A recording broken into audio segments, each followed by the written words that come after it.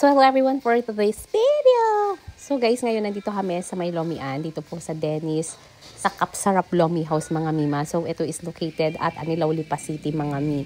So guys, kung hinahanap yung nagluluto ng 3 kids mga mi, dito na siya nagluluto sa may Anilaw, Lipa City ha. Kaya kung miss na miss nyo na yung ganung Lomi mga mi, punta na kayo doon mga mi.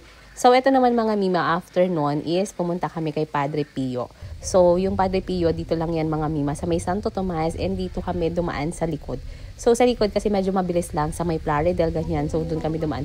And ito naalala ko before nung bata kami, pinagdadalhan kami dito ng mga parang tahi. Yung mga tatahiin ganyan dito sa may San Luis banda, San Lucas, San Luis mga mi. So dito kami dumaan kasi dito nga itinuro ni Waze. Pero ayan mga mima, medyo ma-traffic nga mga mi kasi may mga ginagawang daan. And yan, may nakita pa kami rainbow mga mima ha. And ito na nga, nandito na kami and nagulat kami. Ang dami na palang parking dito mga mi, A, B, C, D na mga mima. So guys, kung halimbawa gusto nyo mag-visit dito, don't worry kasi maraming parking na available mga mi. And halos simula umaga hanggang alas 6 yata, meron silang mass. Okay, so mga mi, ayan guys ha. So kung gusto nyo pumunta, don't worry mga mi. Punta lang kayo dito at mag-pray kayo. So alam nyo yun, after kasi na malstroke yung mother ko mga mi. So every Sunday talaga is nagsisimba na kami. Alam mo yun, parang wake up call yun mga mi. So ayun, yun na yung pinangako ko na every week is magsisimba kami, maglalaan kami ng time kay Lord. So ganon, kaya mga mima, every week talaga ganyan yung ginagawa namin. So ayun mga mima. So ito na nga mga mi, as in super duper dami talagang tao. Ito after mass na, syempre during mass hindi ka naman pwedeng mag video mga mi. Ito yan, paalis na kami. Pero actually, naghahanap pa kami ng CR dito. Pero yung CR dito, alam niyo yun, yung na-video before na malinis na CR.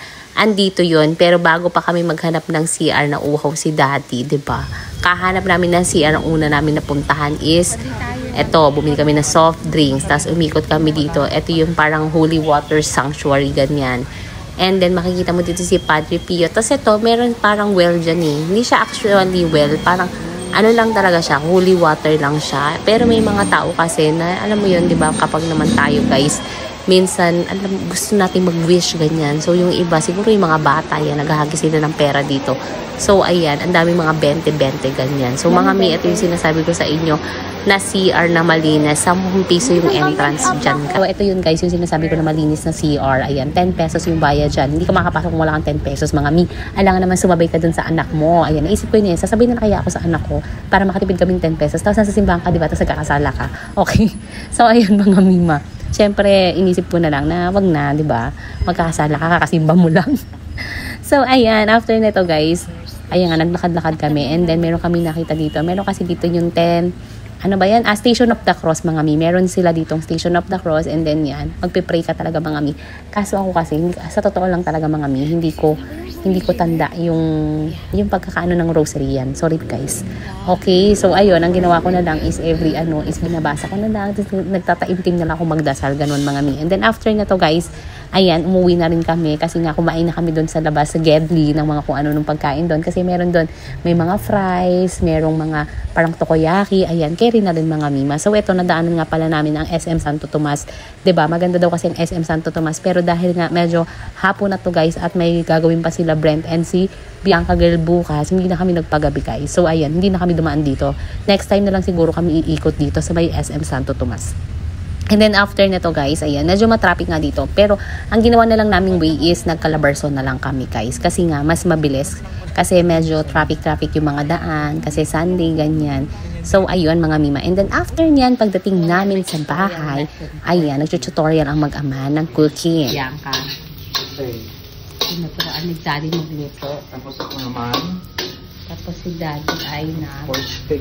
Garlic pork steak. Ayan, so basta ako, video lang ako. Hindi naman ako. Ba't mo ngayon ka din? Ay, siyempre.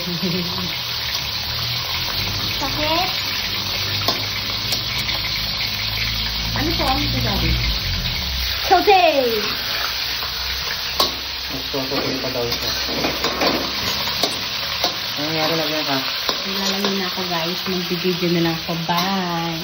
Okay, lalagyan ka ni Bianca yun. Bye, ayan. Alright. Ay, thank you na. Okay, beat. Hindi, pag mag-beat ka na pa gano'n, pag yan.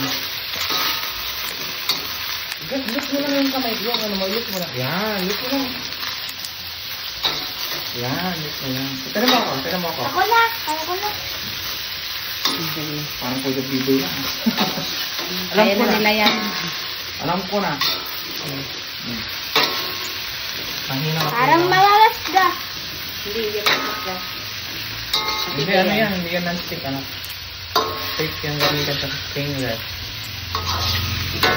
Saka ito, steel wok. Steel wok ang mga gamit natin. Magkakalawang.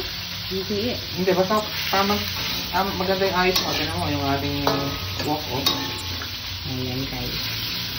Okay, let's go. Ano na kasi yan ha? Dahil na ako. Dahil mo, okay na to. Ano to? Hindi pa okay.